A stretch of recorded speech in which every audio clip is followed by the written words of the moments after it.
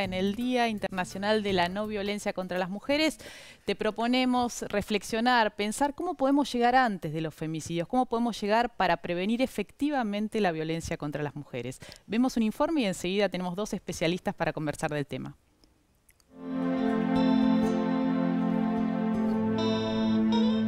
Las hermanas Patria, Minerva y María Teresa Mirabal eran tres mujeres dominicanas que fueron asesinadas por oponerse a la dictadura de Rafael Trujillo.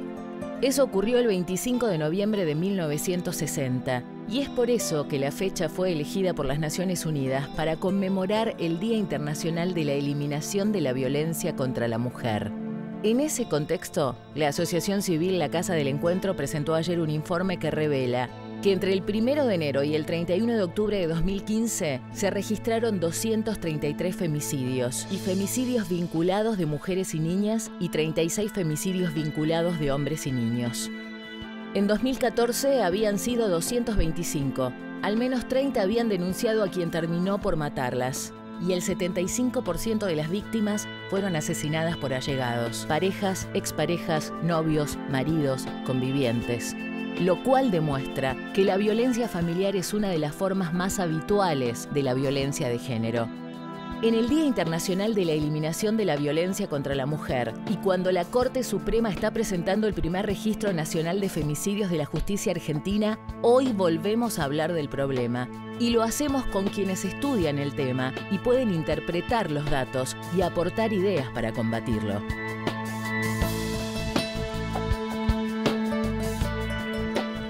Y estamos con dos voces muy autorizadas. Una de ellas es Dora Barrancos, que es socióloga, historiadora, integrante del directorio del CONICET, gran feminista, gran luchadora por los derechos de las mujeres. Dora, gracias por venir. Gracias a vos.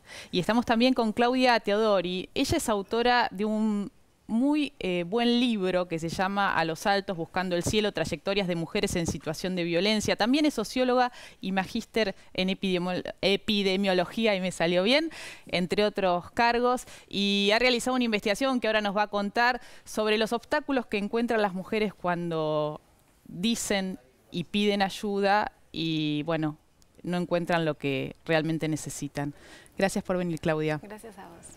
¿Cómo podemos llegar antes? Dora, nos horrorizamos todas las semanas cada vez que escuchamos una noticia sobre femicidios, conocemos el registro, ahora se ha dado un avance importante con este registro de femicidios que anunció la Corte, que efectivamente lo puso en marcha, que era una deuda, ¿no?, en relación a la generación de datos, porque eso ayuda para el diagnóstico, para dar respuestas oportunas, pero tenemos que llegar antes. Sí, la verdad es que nosotros tenemos una buena ley, muy buena ley, que es la 26485, es una ley que puede ser mejorada, pero que da pautas y más que indicios, señala caminos respecto de lo que sería también el orden preventivo. Y la verdad es que es cierto que lo que voy a decir no tiene sostenibilidad inmediata, pero debe hacerse, y es todo el trabajo en todo el sistema educativo.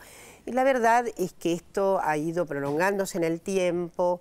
A menudo decimos y sostenemos que las prácticas violentas son prácticas enraizadas en el sistema patriarcal. Hay una violencia simbólica que es la que permea todas las otras formas de violencia, pero necesitamos comenzar un camino, sobre todo en algunos ciclos de la escuela, en la escuela primaria, en los 2, 3 últimos grados. En la escuela secundaria debe haber un aparato específico en cada institución de enseñanza. Cuando digo aparato específico, me refiero a un grupo pequeño, pero muy especializado, que tiene que ver con lo que serían las sintonías permanentes para alertar sobre las formas de vínculos violentos que tienen las adolescentes, para evitar el crédito en el amor con golpes, para evitar las malicias que suponen porque te quiero tanto, te celo tanto. El amor romántico, ¿no? El amor romántico, para romántico. deshabilitar estas tristes historias de las subjetividades que tienen muchísimas adolescentes y para impedir que justamente novios celosos ingresen a sus conexiones, etcétera. Pero esto hay que hacerlo. Entonces, desde luego, después está todo lo que debe hacer, según la ley, cualquier institución pública.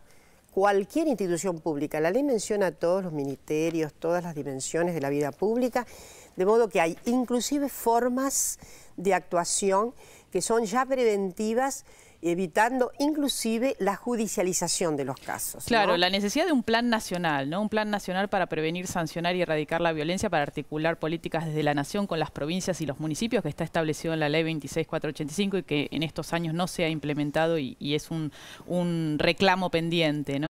Que creo que eso permitirá tomar la problemática en su integralidad, ¿no? Y la complejidad que tiene. Claudia, vos hiciste el seguimiento de mujeres que pedían ayuda por la problemática de violencia que estaban sufriendo al interior de sus parejas, en sus relaciones interpersonales. ¿Con qué te encontraste? Bueno, sí, el trabajo de investigación que hice fue reconstruir el recorrido que hacían estas mujeres que en realidad residen la mayoría en la Ciudad de Buenos Aires, se atendían en un hospital público de la Ciudad de Buenos Aires, con lo cual estoy diciendo que había muchos recursos disponibles a la mano de ellas para... Sí, porque hay que destacar, ¿no? La Ciudad de Buenos Aires concentra desde la Oficina de Violencia de la Corte, el 137 que depende de Derechos Humanos de la Nación, centros integrales que dependen del gobierno de la ciudad, entre otros dispositivos. Entre otros. Y en esas historias que recojo de las mujeres, lo que se ve es una trayectoria larguísima, de en promedio 10 años, en mujeres jóvenes de unos 36 años de promedio, que han consultado en múltiples instituciones. Lo que veo es que el papel de estas mujeres es muy activo, muy lejos de lo que uno puede pensar, que quieren permanecer en la situación de violencia. El tema es que generalmente no encuentran las respuestas que buscan o las buscan en lugares que no son los adecuados. O no les dan las respuestas adecuadas en esos lugares que deberían responderle. Exactamente. Y sobre todo lo que señalo yo en el trabajo es que se ve mucha desarticulación entre las distintas instituciones y sectores que intervienen en esa trayectoria tan larga de las mujeres. Las mujeres por ahí hacen denuncias, inician algún proceso judicial, no tienen los suficientes recursos como para avanzar en ese camino judicial. A veces no tienen posibilidad de ni conocer a sus abogados. Claro, por eso es tan importante patrocinio jurídico gratuito. Se aprobó recién una ley, pero no tiene presupuesto. Va a haber que pensar cómo se va a implementar efectivamente para que sea una realidad en todo el país, además. Y vamos a estar con problemas respecto de estas cuestiones que todas requieren alguna forma de recursos por parte del Estado.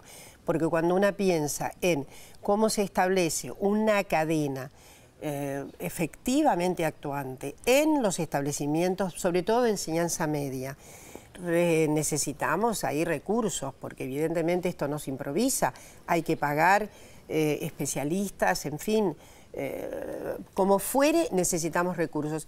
Hay algo que a mí me gustaría decir del trabajo de Claudia, que es realmente notable. Hay otros problemas que son el ex ante, y es la bajísima contención de la familia. Es decir, la familia generalmente le sacan el oído a estas cuestiones. Entonces, esto es un problema muy, muy particular que en los casos que ha tratado Claudia se ve. Hay excepciones, desde luego, pero hay como una ausencia de un sistema de audición por el cual, en fin, y esto requiere efectivamente un análisis mayor, porque ahí es justamente uno de los problemas en donde... No se genera empatía con la víctima de violencia de género, ¿no? Creo que este es un tema que bueno, uno la acompaña al principio, pero pareciera que después se convierte en molesta por la insistencia. Ayer estuvimos en la presentación del informe de los femicidios de la Casa del Encuentro y se lanzó la campaña Únete. Esto decía Fabiana Túñez.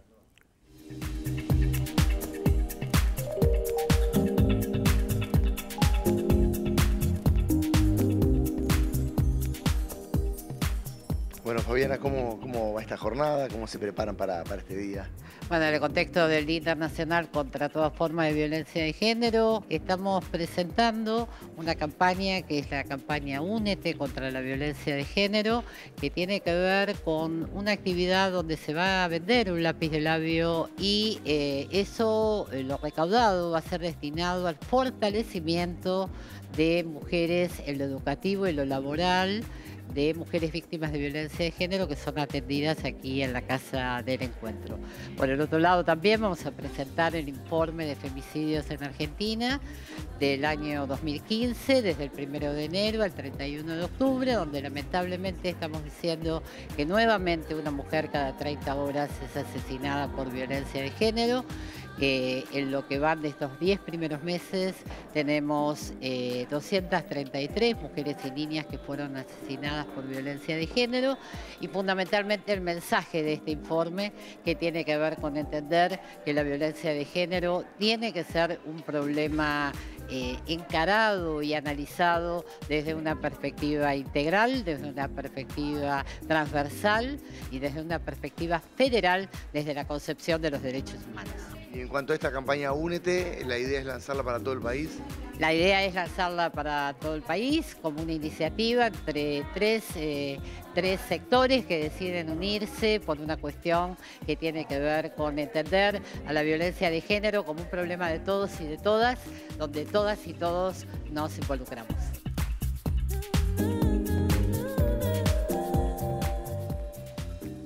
Ahí estaba Fabiana Túñez, una gran luchadora que viene, bueno, instalando esta temática desde la Casa del Encuentro y con este observatorio que lleva adelante con Ada Rico también, este insumo tan fundamental, ¿no? El de los números, pero como decíamos al principio, llegar antes. Y una de las claves, señalaban ustedes, es el tema de la escucha en la familia, ¿no? Y el acompañamiento de ese círculo primario, cuando una mujer finalmente rompe el silencio, porque por ahí la familia sabía que pasaba esta situación, pero si ella no pide ayuda, muchas veces queda en eso, ¿no? En la soledad de ese sufrimiento. ¿Cómo podemos romper por ahí ese círculo que tal vez da la espalda en ese lugar crucial o en ese momento crucial, que es lo más cercano? Mira, me parece fundamental insistir en que los estereotipos de género que atraviesan todas nuestras prácticas sociales están incidiendo claramente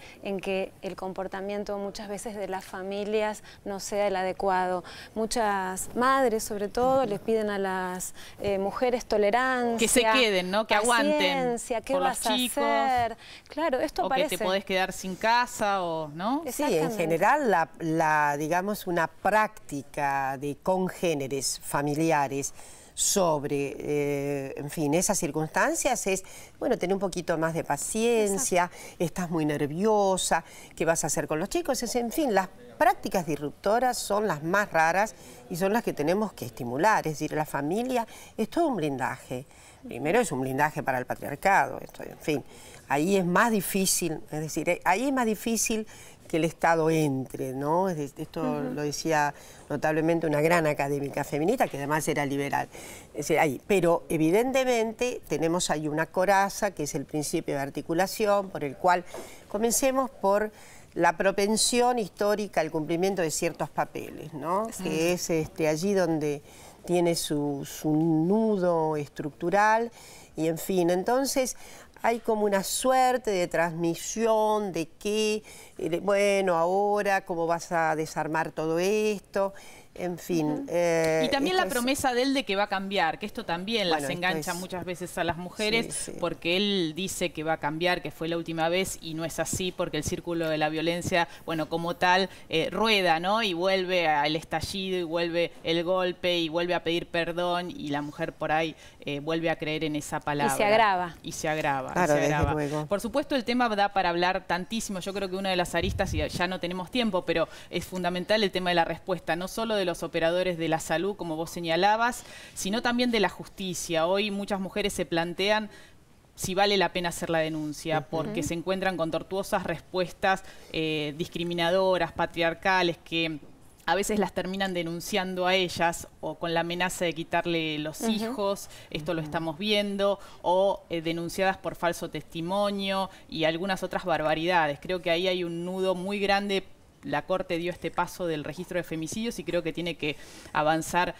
como empezó ese camino Carmen Argibay, ¿no? Que la extrañamos tanto en la Corte en relación a la capacitación que debería ser obligatoria de los operadores de la justicia, porque como es optativa van los que están sensibilizados, pero no los que realmente lo necesitan. El círculo es bastante vicioso, pero yo creo que ha habido un derrame bastante interesante.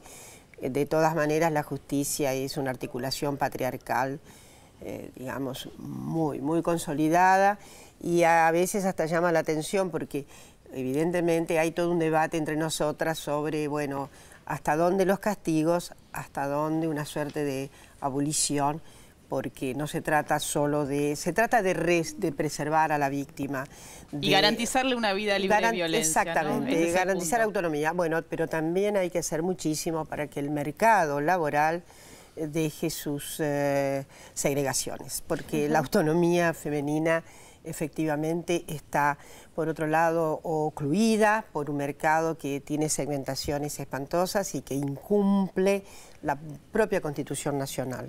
Bueno, muchas gracias a las dos por ayudarnos a pensar en este día que, bueno, lo aprovechamos como excusa para hablar una vez más sobre esta problemática tan compleja y tan extensa que es la violencia machista contra las mujeres.